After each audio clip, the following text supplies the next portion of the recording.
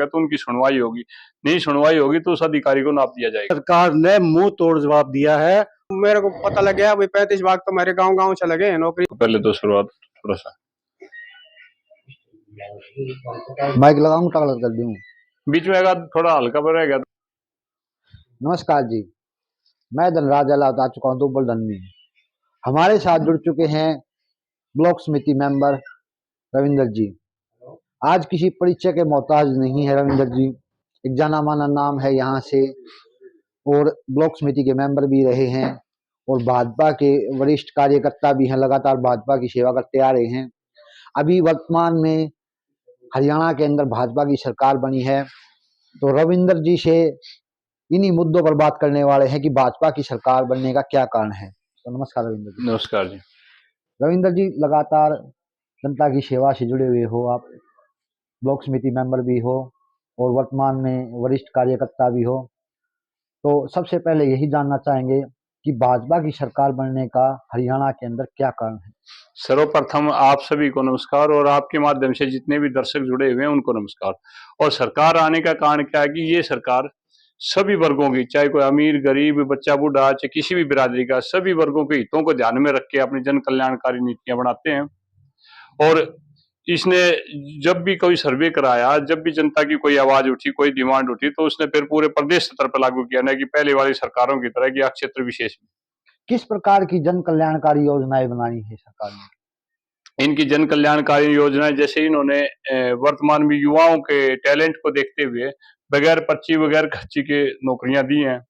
और नंबर 2, किसानों के हितों के लिए भी अब 2000 रुपये हर 3 महीने में उनके खाते में आ जाते हैं।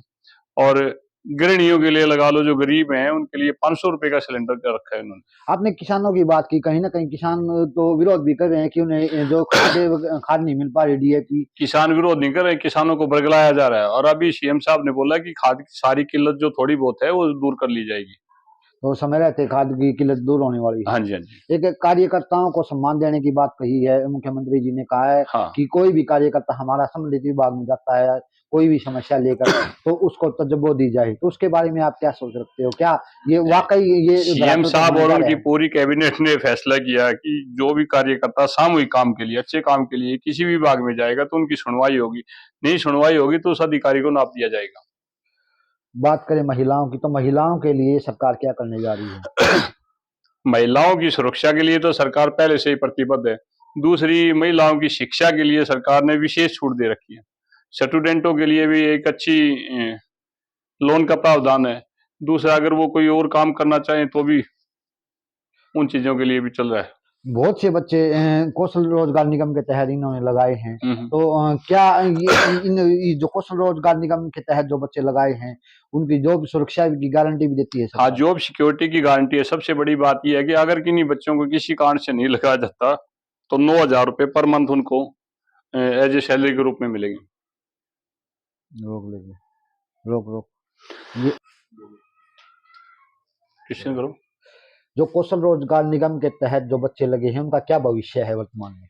उसके लिए सरकार ने युवाओं को जॉब सुरक्षा की गारंटी दी है कि वो 58 साल तक उनको कभी नहीं हटाया जाएगा और समय समय पर उनकी वेतन वृद्धि होती रहेगी और जो भी सरकारी सुविधाएं होंगी उनको भी बराबर मिलेंगी। एक जो सीटी पास जो पात्रता परीक्षा लागू की है उसके बारे में, जिस प्रकार ये सीटी ले रहे हैं फिर स्क्रीन टेस्ट ले रहे हैं, इससे क्या भविष्य है?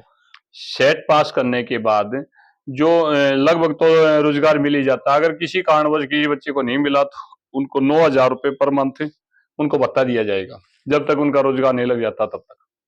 खिलाड़ियों के लिए सरकार क्या करने जा रही है? खिलाड़ियों के लिए जैसे बचपन से अडॉप्ट कर लेते हैं उनके लिए खेल नर्सरियां चलाती हैं। बड़े खिलाड़ियों के लिए निःशुल्क कोचिंग व्यवस्था और जो भी उनका खाने का जो भी खर्चा है सरकार दे रही है। एक रविंदर जी, हमने देखा है कि जो आप बेरी क्षेत्र से जुड़े हुए हैं लगातार, तो बेरी क्षेत्र में तो वर्तमान में जो विधायक है डॉक्टर रघुवीर कादियान वो कांग्रेस से है, तो क्या इस बेरी क्षेत्र का क्या होगा? अभी सरकार भाजपा की है तो यहाँ से विधायक कांग्रेस पार्टी का है, तो इसका क्या भविष्य निश्चित कर सकते हैं बेरी हल्के का? इस सरकार ने घोषणा कर रखी है सभी 90 हलकों का समान विकास कराया जाएगा, जबकि यहाँ कांग्रेस के विधायक हैं गीता बुक्कल और शकुंतला खट्टर, उन दोनों के बच्चों को HCS लगाया गया। तो सरकार समान भाव से विकास करा रही है हर चीज का। और किसी भी क्षेत्र में भेदभाव नहीं होने दे रही है। तो ये मान सकते हैं कि बेरी हल्के का विकास भी होने जा रहा है। हाँ बिल्कुल, बेरी हल्के का चौमुखी विकास होना है। एक आपके हमने देखा है कि जो आपके एरिया में दुबलधन गांव में जो रोड हैं वो बिल्कुल खराब हो चुके हैं, तो क्या ये सरकार उनको बनाने जा रही है अभी? अब रोडों की मरम्मत का कार्य चल रहा है, आप जाके देखना दुबलधन में सारे रोड बन चुके हैं लगभग। अपनी तरफ से सरकार तक क्या संदेश पहुंचाना चाहोगे? हम सरकार तक ये संदेश देना चाहे, आप बहुत अच्छा कर रहे हैं और अच्छे की कोशिश करें।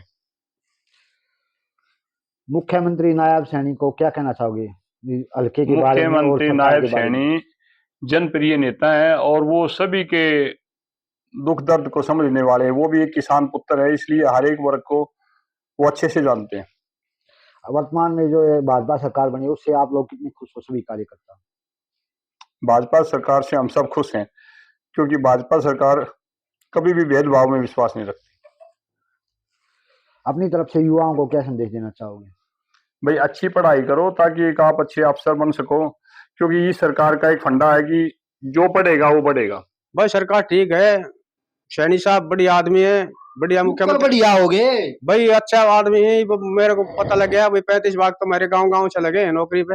अच्छा, इससे अच्छा और क्या होगा? कौन सा काम तो हो आप? मैं दुबलधन से। दुबलधन के 35 बालक लाग गए। दुबलधन से 35 भाग लगे हैं भाई। तो बहुत खुश हुई सरकार तो। हाँ खुश है भाई, जिस बाग ने जो गरीब आदमी उसको रोटी खाटा ये पैसे था ले गुए लाग गए बालक। भाई पैसे तो आज तक ये बोल रहे हैं बच्चे, अब हम तो फ्री में लगे हैं। अच्छा, हाँ मिठाई बांटने ला रहे हैं। मिठाई बांटने लग रहे हैं।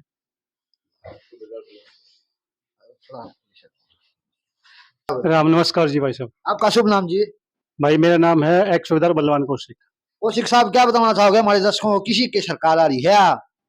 मैं सबसे पहले ये बताना चाहूंगा, जब से मोदी सरकार आई है, मोदी सरकार आने के बाद ना तो पाकिस्तान की हिम्मत हुई है और ना ही चाइना की हिम्मत हुई है।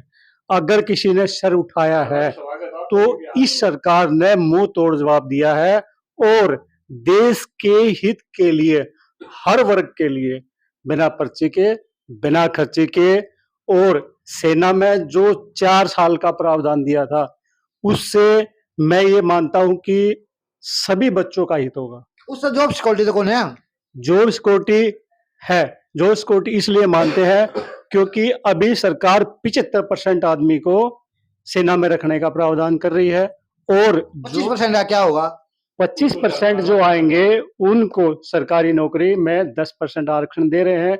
इसके अलावा रिलायंस, टाटा, जिंदल ग्रुप, जो जिस लायक बच्चा है उसमें उसको नौकरी दी जाएगी और उसका भविष्य सिक्योर किया जाएगा। तो वर्तमान सरकार से खुश हो अभी? बिल्कुल, हम वर्तमान सरकार से सैनिक भाई बहुत खुश हैं। मैं खुद एक सैनिक हूँ और हमारी जो मेरी यूनिट है, मेरे साथी भाई हैं, सब बहुत खुश हैं। कौन से गांव से हो आप? मेरा गांव दुबलधन है जी। तो यहाँ तो जो विधायक है वो कांग्रेस का है। विधायक जरूर कांग्रेस का है, लेकिन लहर हमेशा बीजेपी की रही है। तो अभी सरकार तो बीजेपी की है और यहाँ से कोई विधायक कांग्रेस का, तो इस बेरी हल्के का क्या होगा? इस बेरी हल्के का उद्धार होगा। ये जो सरकार है ये सबकी भलाई के लिए है। ये किसी एक एरिया या उसके ना किसी डिस्ट्रिक्ट के लिए है, ना किसी गांव के लिए है। ये सब के लिए और सबका सम्मान विकास करेगी।